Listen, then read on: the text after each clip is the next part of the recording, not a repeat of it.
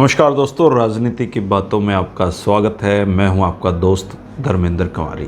दोस्तों, हम चलेंगे 1982 के हरियाणा विधानसभा चुनाव की तरफ, लेकिन उससे पहले राजनीति के 2-3 बड़े जो घटनाक्रम हैं उस दौर के, उनका जिक्र करना बहुत ज़रूरी है। उस दौर में अब हम जाएंगे जब चौधरी चरण सिंह और चौधरी देवीलाल के रिश्तों में एक बिगाड़ शुरू हुआ और उस बिगाड़ ने हरियाणा और केंद्र की राजनीति में बहुत कुछ आगे लिखा, पढ़ा और रचा। चौधरी देवीलाल और चौधरी चरण सिंह के जो रिश्ते थे वो 1982 के हरियाणा विधानसभा चुनाव तक बहुत खराब हो चुके थे। और इसके पीछे सबसे बड़ा कारण बताते हैं कि जब चौधरी चरण सिंह भारत देश के प्रधानमंत्री थे तो प्रधानमंत्री बनते ही उनके पास कुछ ऐसे लोग उनके आसपास जुड़े जिन लोगों ने चौधरी देवीलाल से उनको अलग हटाना शुरू किया, और चौधरी चरण सिंह भी ना चाहते हुए चौधरी देवीलाल से दूर होते चले गए। लेकिन दोनों के बीच में ये रिश्ते हमेशा से ही ऐसे नहीं थे। एक समय ऐसा था जब चौधरी देवीलाल चौधरी चरण सिंह के लिए कुछ भी कर गुजरते थे, और चौधरी चरण सिंह को भी ये अच्छे से पता था कि चौधरी देवीलाल ज़मीन से जुड़े नेता हैं, और चौधरी देवीलाल की वजह से उनको कई बार सियासी संकटों से उनको निजात मिली है। वो चाहे मोरारजी देसाई से पंगा लेने की बात हो, दिल्ली में भीड़ जुटाने की बात हो, चौधरी देवीलाल ने हमेशा चौधरी चरण सिंह का सम्मान किया, चौधरी चरण सिंह के लिए लड़े। लेकिन 1982 के चुनाव तक उनके संबंध बहुत ख़राब होने की स्थिति में आए, और एक दौर तो वो आया जब चौधरी चरण सिंह ने उनको अपनी पार्टी से ही बाहर का रास्ता दिखाना पड़ा। अब सबसे पहले हम जिक्र करते हैं दोनों के संबंधों पर, दोनों के उस दौर पर जब दोनों के संबंध बहुत मधुर हुआ करते थे। अगर उम्र की बात की जाए तो चौधरी चरण सिंह जो तेवतिया गोत्र के थे, चौधरी देवीलाल से उम्र में 13 साल बड़े थे। दोनों ने 1930 में भारत देश की जो आज़ादी की लड़ाई थी उसमें एक ही समय पर दोनों ने एंट्री ली थी, और दोनों ने भारत की आज़ादी की लड़ाई में स्वतंत्रता संग्राम में हिस्सा लिया था।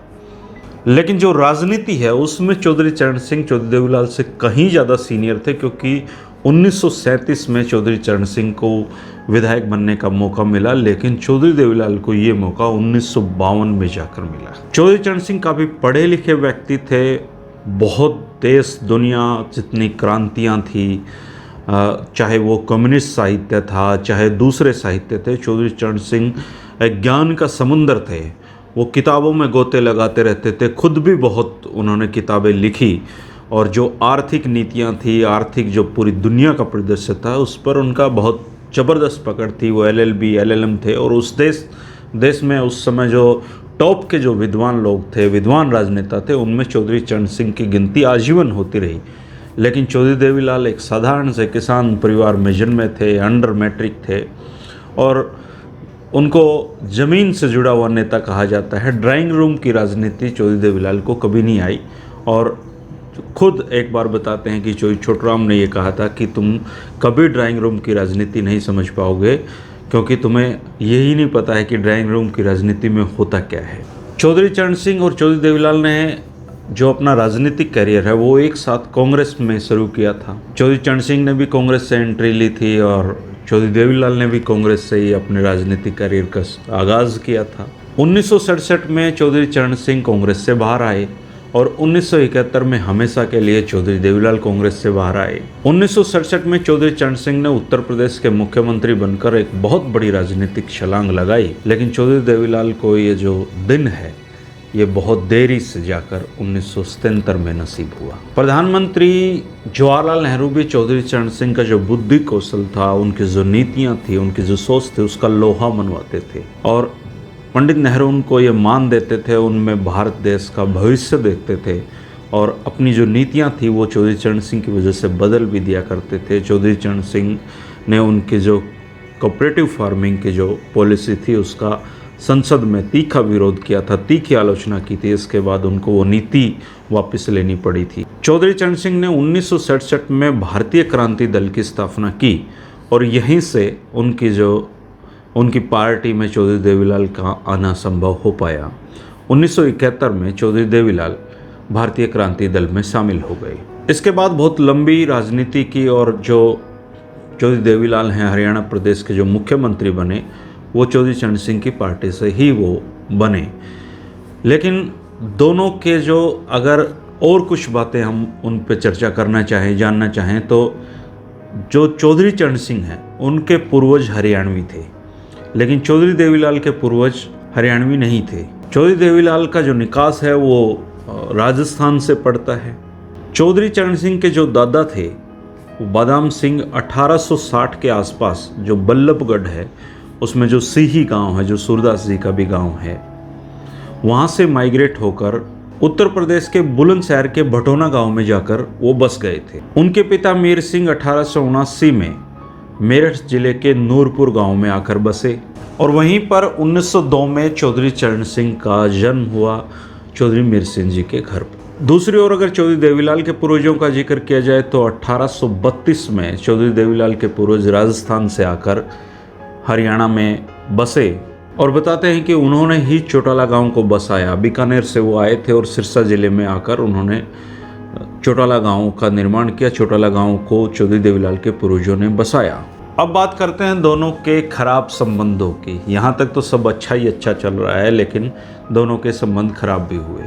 चौधरी चरण सिंह ने 1979 में भारत देश के प्रधानमंत्री की शपथ ली और इसके साथ ही चौधरी देवीलाल से राजनीतिक दूरियां बनानी शुरू कर दी। इस दौरान हरियाणा की राजनीति में एक और व्यक्ति का उदय हो रहा था और वो व्यक्ति चौधरी चरण सिंह के बहुत नज़दीक पहुंच चुके थे। उनका नाम था डॉक्टर स्वरूप सिंह। अगर आपको डॉक्टर स्वरूप सिंह के बारे में बहुत ज़्यादा जानने की इच्छा है तो एक किताब है, ये मेरे सामने है, doctor Swaroop Singh and his times. तो इस जो किताब है इसमें डॉक्टर स्वरूप सिंह के बारे में लिखा गया है और ये भीम सिंह दैया जी ने ये किताब लिखी है। कभी फुर्सत मिली और इन राजनीतिक वीडियो से थोड़ा और फुर्सत मिलने पर इस किताब से भी कुछ बातें ज़रूरी से उसके एपिसोड में बनाकर आपके सामने लेकर आऊँगा। और चूँकि डॉक्टर स्वरूप सिंह का जिक्र चल रहा है इसलिए हरिद्वार लाल जी एक हरियाणा के बहुत ही अलग राजनेता होते थे और वो अपनी जो चुटुल्ली बातें थी उन्होंने कोई ऐसा राजनेता नहीं छोड़ा। जिस देवीलाल जी पे किताब लिखी उन्होंने चौधरी बंसीलाल पे लिखी, भजनलाल के बारे में तो एक बहुत ही अलग किताब उन्होंने लिखी कि अंधेर युग था उनका। तो चौधरी हरिद्वारी लाल जी जो थे बाद में संत हरिद्वारी लाल कहलाए, वो कहते थे कि हरियाणा में केवल 1.5 आदमी पढ़े लिखे हैं, एक तो मैं हूँ और आधा स्वरूप सिंह है। तो इस तरह की बातें चौधरी हरिद्वारी लाल डॉक्टर स्वरूप सिंह के बारे में कहते थे। लेकिन डॉक्टर स्वरूप सिंह निश्चित तौर पर एक बहुत विद्वान आदमी थे। बताते हैं कि उनकी कहीं दूर की चौधरी चरण सिंह की रिश्तेदारी भी पड़ती थी और पता नहीं वो क्या कारण रहे होंगे कि चौधरी चरण सिंह को देवीलाल की बजाय डॉक्टर स्वरूप सिंह में हरियाणा प्रदेश का मुख्यमंत्री नजर आने लगा था। जनता पार्टी की जो उनकी सरकार थी वो चौधरी भजनलाल ने गिराकर खुद मुख्यमंत्री बन गए थे। लेकिन 1982 के जो चुनाव थे उन पर चौधरी देवीलाल की नज़रें टिकी हुई थी। लेकिन चौधरी चरण सिंह किसी भी सूरत में जो लोकदल है उसका अध्यक्ष चौधरी देवीलाल को नहीं बनाना चाहते थे। इसके बावजूद चौधरी देवीलाल इस कोशिश में थे कि चौधरी चरण सिंह से बिगाड़ ना हो, किसी तरीके से इसको निभाया जाए। चौधरी चरण सिंह के कहने पर चौधरी देवीलाल ने 1978 में डॉक्टर स्वरूप सिंह को राज्यसभा में नॉमिनेट किया था, राज्यसभा में भिजवाया था। लेकिन उनको ये तब तक ये नहीं पता था कि ये डॉक्टर स्वरूप सिंह उनकी राजनीतिक राह में बहुत बड़ी बाधा आने वाले समय में खड़ी करेंगे। जनवरी 1980 से मई 1982 तक चौधरी चरण सिंह ने हरियाणा की राजनीति से चौधरी देवीलाल को काटने की पूरी तरीके से कोशिश की। उनको हर तरह के राजनीतिक मामलों में पीछे रखा और जो हरियाणा लोकदल की जो कमान है वो बहुत अलग अलग और बहुत लो प्रोफाइल नेताओं के हाथों में भी उस दौरान रही। कभी कर्नल महासिंह को, कभी मनीराम गोदारा जी को ये कमान सौंपी गई। डॉक्टर स्वरूप सिंह को भी हरियाणा लोकदल का अध्यक्ष बनाया गया। लेकिन चौधरी देवीलाल इसके बावजूद सड़क पर संघर्ष करने में जुटे हुए थे, उनको पता था।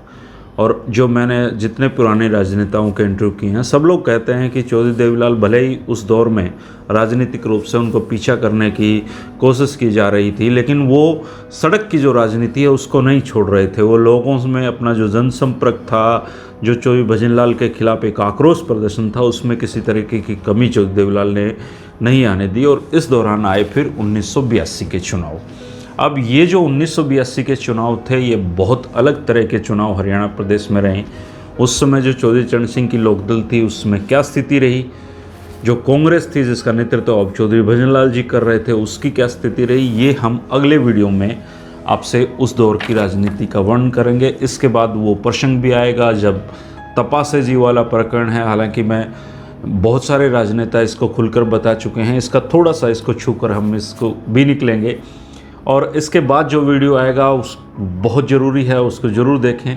और वो वीडियो चौधरी देवीलाल के जो विधायक थे किस किस तरीके से भागे, किस किस तरीके से निकले, क्या क्या प्रपंच उन्होंने रचे और कैसे चौधरी भजनलाल की जो सरकार उसमें शामिल होकर मलाई खाई, ये वीडियो भी आने वाले समय में लगातार 3 बजे आप वीडियो की श्रृंखला को छोड़िएगा नहीं, देखते रहिए।